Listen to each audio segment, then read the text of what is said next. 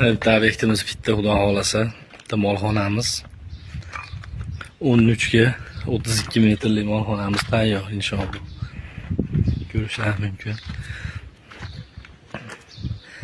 Kimga shunaqa xizmatlar kerak bo'lsa, aloqaga chiqaverasizlar.